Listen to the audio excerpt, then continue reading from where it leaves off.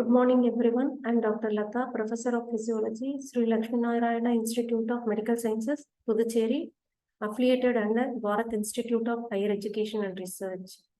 So today I'm going to explain about micturition. Micturition is the process by which urinary bladder empties when it is completely filled. So before going to micturition, physiology of the micturition, we should know about the gross anatomy of the bladder. So bladder is a hollow muscular viscous and it is a temporary reservoir for the urine. So in the empty bladder, we can see if you take the external features, the empty bladder is pyramidal in shape and it has apex, base, superior and two lateral surface.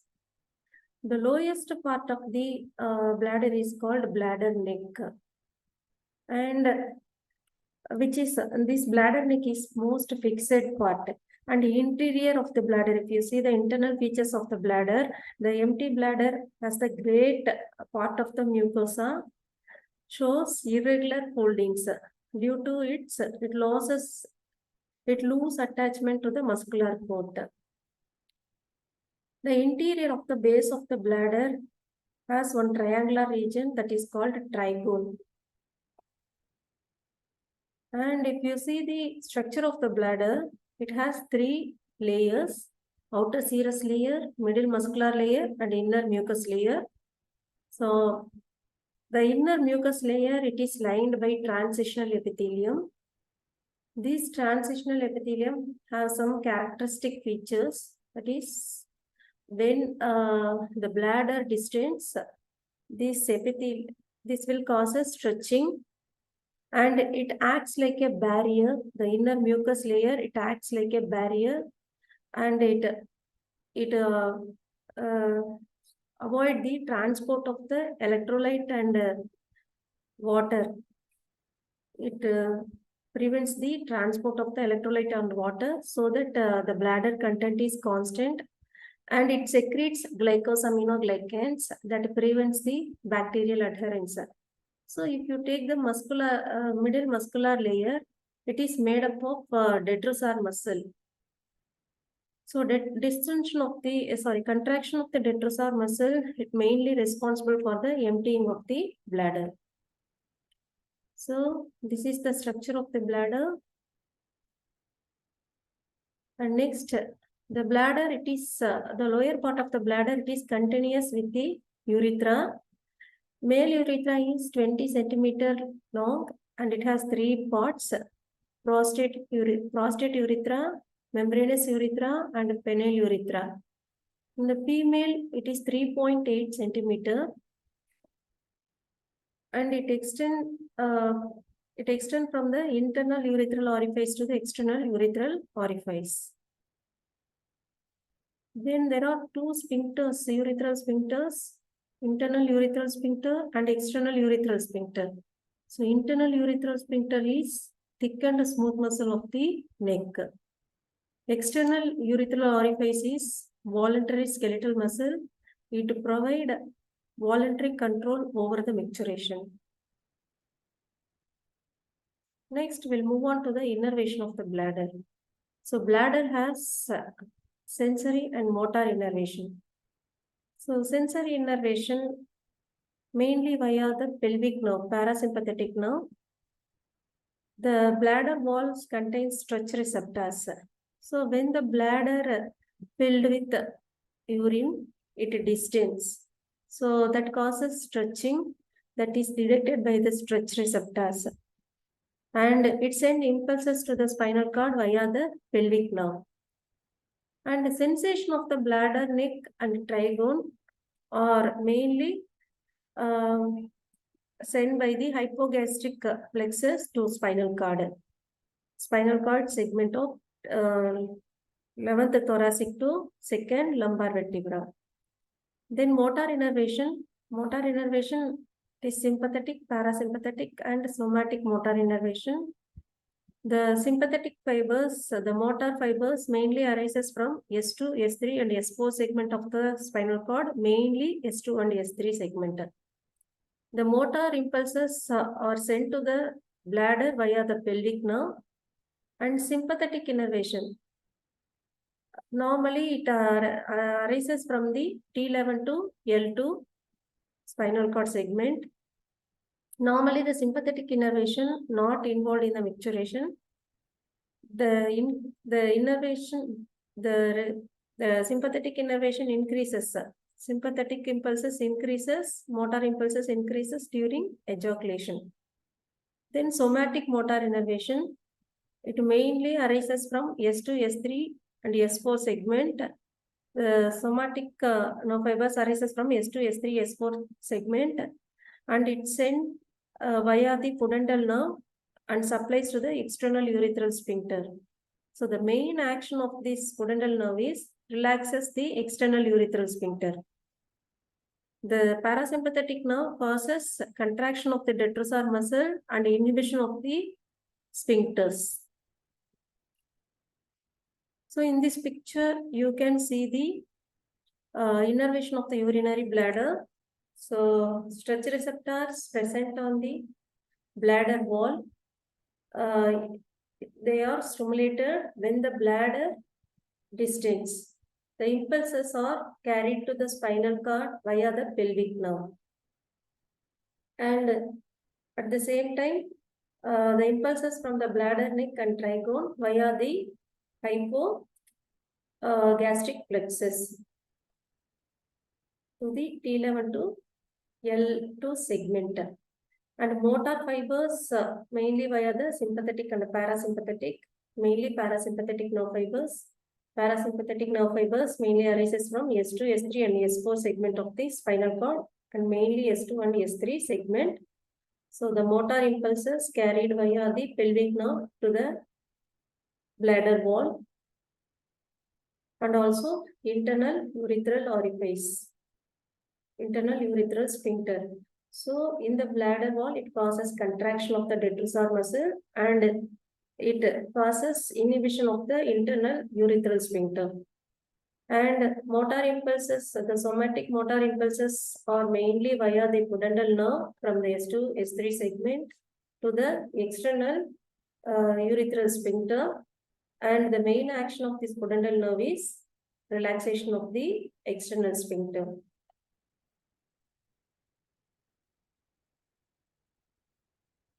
So now we are going to discuss about the physiology of micturition.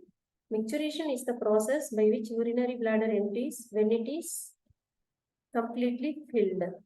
So normally micturition starts at 5th month of intrauterine life. It becomes reflex action at about 2 to 3 years.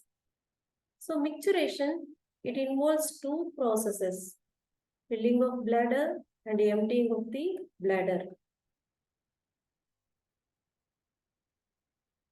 So first, filling of the bladder. Transport of urine into the urinary bladder through ureter. So first, the first step in the filling of the bladder is transport of the urine into the urinary bladder through the ureter.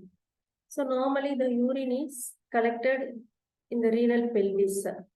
So when the urine collected in the renal pelvis, the pressure increases, which initiates peristalsis. So these peristaltic waves spreading through the ureter and propel the urine towards the bladder. So the velocity of the peristalsis is 3 centimeter per second and it occurs 1 centimeter per second to 2 to 3 centimeter per minute. So in this picture, you can see the wall. These are the walls of the uterus and this one is bladder. So the walls of the uterus contain smooth muscles arranged in spiral, longitudinal and circular bundles. So when the urine collects in the renal pelvis, the pressure in the pelvis increases. That increases the pressure that increases the peristaltic wave, initiate the peristaltic wave. So beginning, the peristaltic wave starts at the pelvis and spreading downward along the ureter so that it forces the urine towards the bladder. So the ureter opens into the bladder at the superior surface of the trigone. Next, capacity of the bladder. The physiological capacity of the bladder is, at birth it is 20 to 50 ml, at 1 year it is 200 ml, in adult it is 600 ml. Anatomical capacity. So anatomical capacity is beyond which there occur rupture of the bladder. So the anatomical capacity of the bladder is 1 liter or sometimes more than 1 liter. Volume and pressure changes during filling. The pressure in the empty bladder. So when the bladder is completely empty, the intravesicular pressure is equal to atmospheric pressure. So when it is filled up with urine, as urine filled up, when the urine filled up in the bladder adjusts its tone and accommodate large volume with minimal change in pressure. So this is due to the phenomenon of adaptation. So adaptation occurs due to plasticity and the Laplace law. So plasticity is the inherent properties of the smooth muscle. So according to Laplace law, the pressure is inversely proportional to the radius. That means when the bladder filled up with urine, it distends. The radius of the bladder increases, so that pressure will decrease or no change in the pressure. There is no rise in the pressure. Then cystometrogram. So cystometry is the process of studying the relationship between the intravesicular volume and pressure. Cystometrogram is a graphical record of this relationship. So the method to measure the cystometrogram, to obtain the cystometrogram is W1 catheter is introduced into the bladder. In this cystometry, we are introducing W1 catheter into the bladder, and through one lumen fluid is introduced, and the pressure changes are measured by connecting the another lumen to the pressure transducer of the polygraph. And bladder is filled with, we are making that bladder is filled with 50 ml increment of water, and the intravesicular pressure is, at each time the intravesicular pressure is recorded. So this is the normal cystometrogram. So one side, the y-axis intravesicular pressure, the x-axis volume, intravesicular volume. So if you see the normal cystometrogram, it has 3 phases: phase 1A, phase 1B, and phase 2. So phase 1A. So in this you can see when the bladder is filled with urine up to 50 ml, at about 50 ml, there is only increase of pressure is 10 centimeter of water. Then after that, phase 2 is plateau phase. So from the 50 ml to before 400 ml, there is no change in the pressure. So still it is in the 10 centimeter of water. And second phase, phase 2 occurs normally when the bladder is filled more than 400 ml of urine.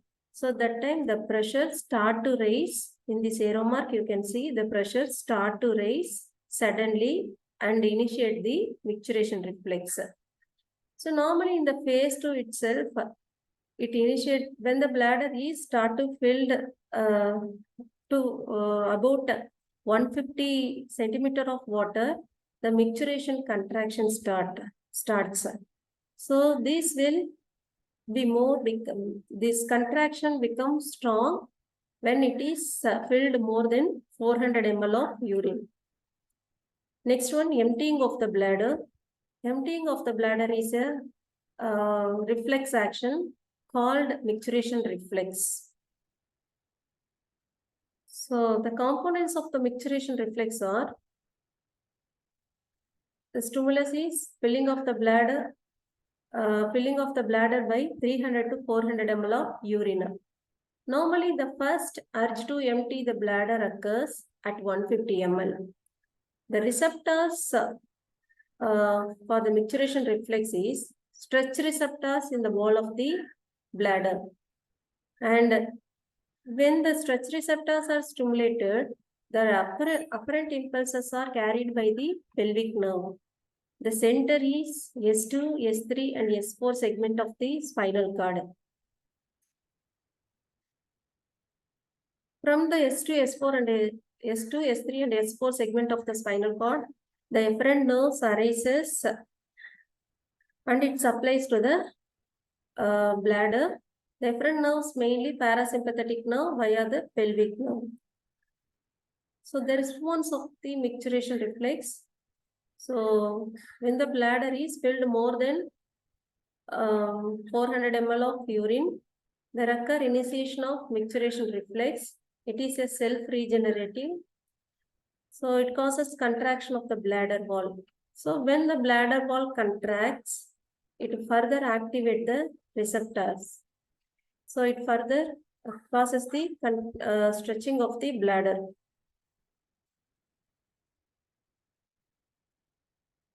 Further activates the receptors, which increases the sensory impulses. So again, it increases the bladder contraction. So this cycle repeat again and again until the strong degree of contraction occurs. If it is not ended with the voiding, the reflex gets fatigue.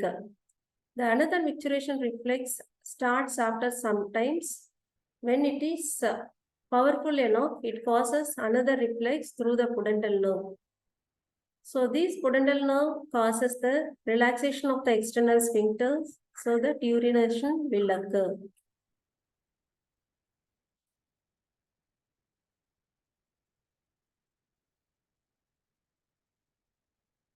So normally the stretch receptors are present in the posterior urethra. So when the bladder is contracted, it causes stretching of the posterior urethra, and that will stimulates the stretch receptor, so that again impulses goes to the spinal cord, and the motor impulses again it causes contraction of the bladder wall.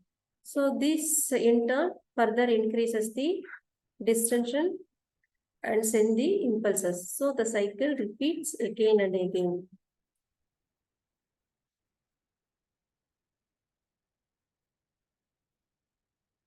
Voluntary control of the micturition. So normally micturition, it is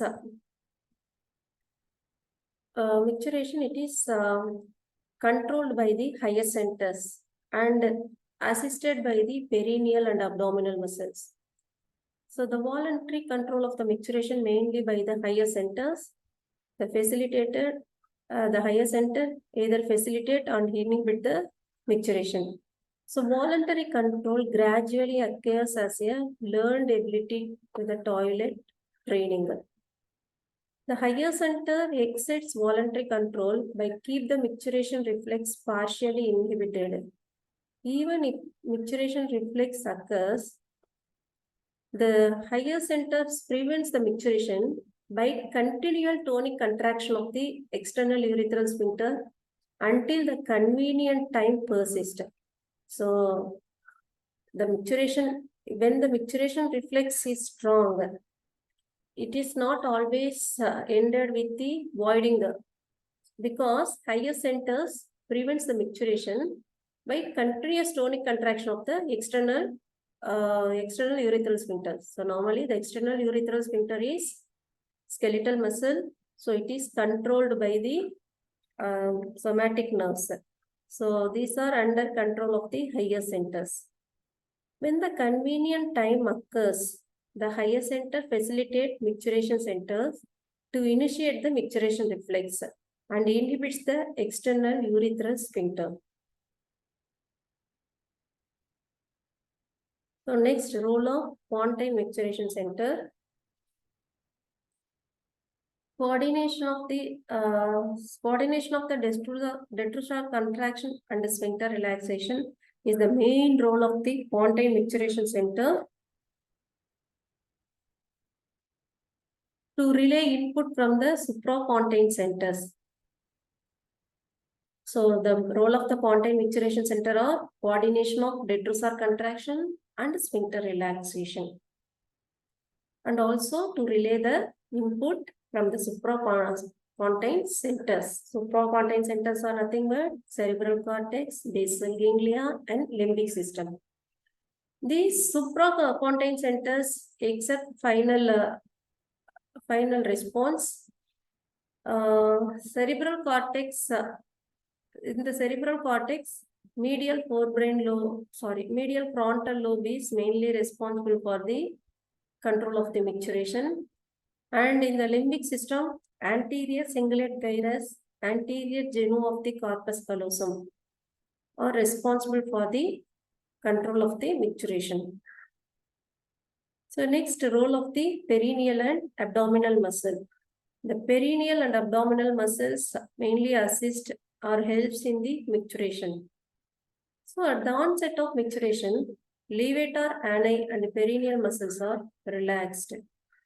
So which in turn causes shortening of the posterior urethra, thereby shortening of the posterior urethra and decreasing the urethral resistance. At the same time, diaphragm descends. So that will causes the contraction of the abdominal muscles, increases the intra-abdominal pressure. It compression of the abdominal muscles and increases the intra-abdominal pressure. So this leads to increase intravesicular pressure and increase flow of urine. So next, abnormalities of micturition.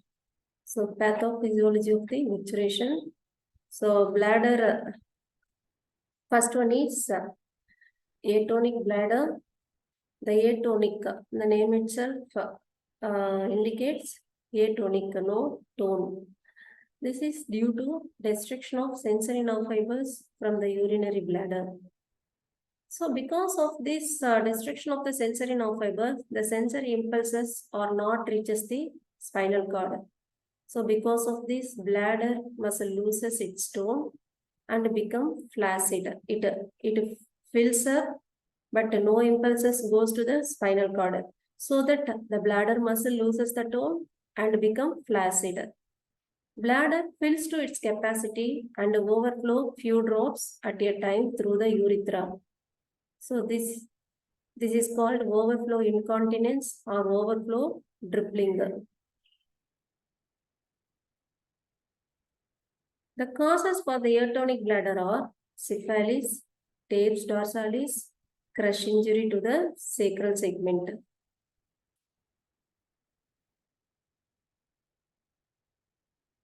Next one is automatic bladder. The automatic bladder occurs due to complete transection of the spinal cord above the sacral segment of the micturition. Sacral segment, okay, when the spinal cord is transected above the sacral segment, it causes spinal shock. So because of this spinal shock, urinary bladder loses its tone and become flaccid and unresponsive.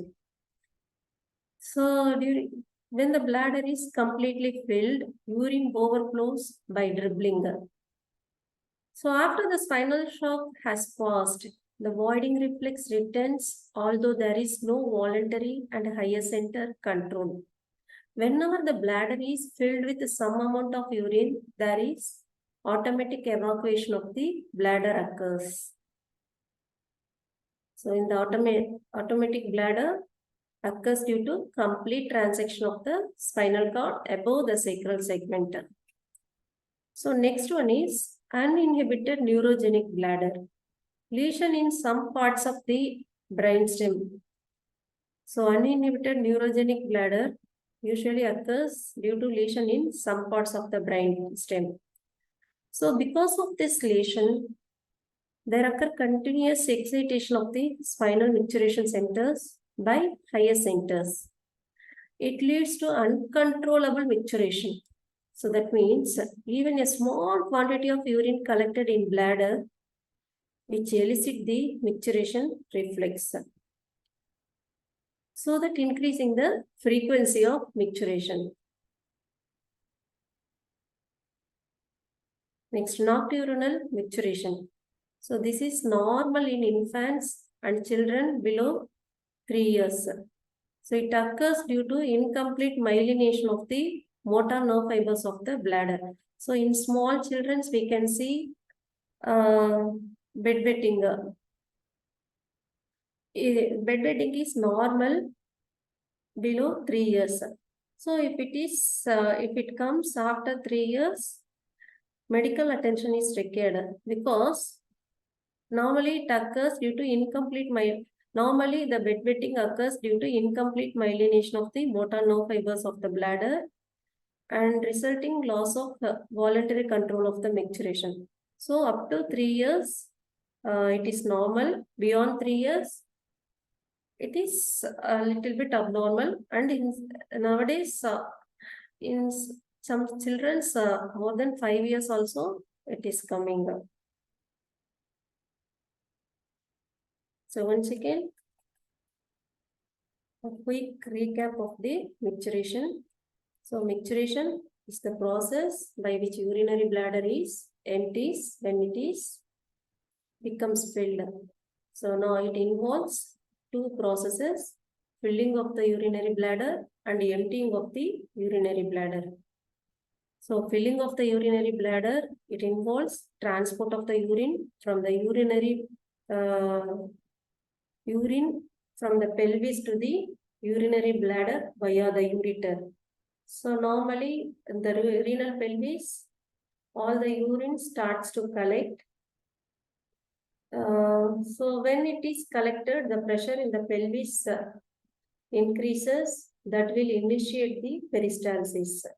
So this peristaltic wave passes through the ureter and propel the urine towards the urinary bladder.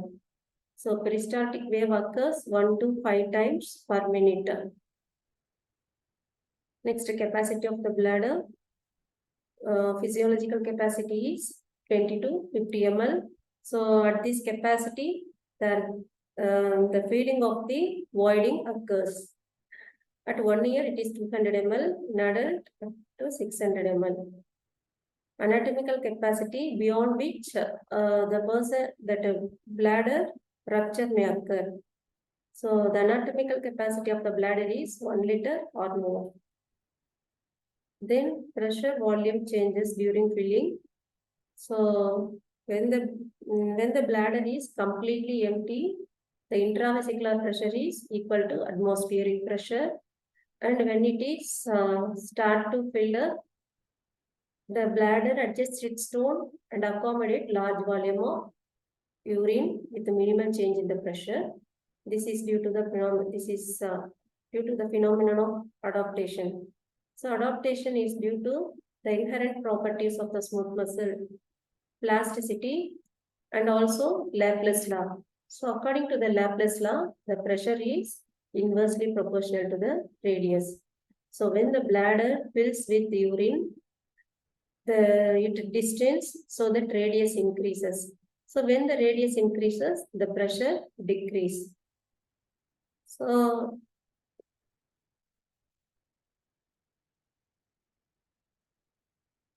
this relationship is studied by the method called cystometry. Cystometry is the process of studying the relationship between the intravesicular pressure and intravesicular volume. So the recording of this process is called a cystometrogram. It is a graphical record of this relationship. So in this method, in the cystometry, W1 catheter introduced into the bladder. In this picture, you can see W1 catheter introduced into the bladder. and through one lumen, fluid is introduced, and other lumen, the pressure changes in the bladder when it is filled up. That pressure changes are recorded by connecting the other lumen to the pressure transducer of the polygraph. And bladder is filled with 50 ml of increments of water at each time. The intravesicular pressure is recorded. So this is the normal cystogram. It has three phases: phase 1, phase 2, phase 1A, phase 1B, and phase 2. So phase 1A is the initial phase when the bladder is filled with 50 ml of fluid. The pressure rises slightly to 5 to 10 centimeter of water. Then after that, second phase 1B is a plateau phase. So there is no change in the pressure. Up to 400 ml, this phase will last.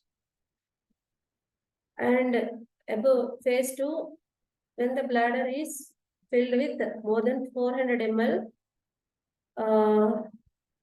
the pressure starts raising and initiate micturition reflex. So normally when the bladder filled with more than 150 ml, the contraction of the bladder starts. The contraction is strong when the bladder is filled more than 400 ml of fluid or urine. So second process is emptying of the bladder. It is a reflex action called micturition reflex. So micturition reflex, the receptors are stretch receptors present in the posterior urethra, and stimulus is filling of the bladder by 300 to 400 ml.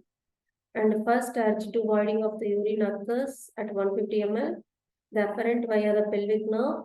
So stretching of the stretch receptors, the impulses sent to the spinal cord via the pelvic nerve, and the efferent via the pelvic nerve. Efferent also via the pelvic nerve. The response when the bladder is filled with urine, it causes distension of the posterior urethra that will stimulate the stretch receptor. Stretch receptors send impulses to the spinal segment, S2, S3, and S4 segment of the spinal cord, S2, S3, S4 segment of the spinal cord via the pelvic nerve. And the motor impulses via the pelvic nerve, it causes contraction of the bladder wall. So when bladder wall contracts, the urine flows downwards. This will further distance the posterior urethra, so that further increases the sensitivity of the stretch receptor. So this will further send the impulses. So this cycle repeat again and again until the strong degree of contraction occurs. So if it is not ended with the micturition or voiding, the reflex get fatigue. After sometimes another micturition reflex occurs. When it is powerful enough, it passes another reflex through the pudendal nerve. So this pudendal nerve, it supplies to the external urethral sphincter. So it causes relaxation of the external urethral sphincter so that urination occurs. And voluntary control mainly by the higher centers, Fontaine centers, suprafontaine centers. The perineal and abdominal muscles. So perineal levator ani and perineal muscles are relaxed at the onset of micturition. So thereby shortening of the posterior urethra and decreasing the urethral resistance. So during the voluntary micturition, diaphragm descends. This causes compression of the abdominal muscles that increases the intra-abdominal pressure. So when the intra-abdominal pressure, this causes compression of the bladder and increases the intravesicular pressure. This in turn increases the flow of urine. So in the abnormalities, we have discussed about atonic bladder, automatic bladder, uninhibited neurogenic bladder, and nocturnal micturition, also known as bedwetting. Thank you.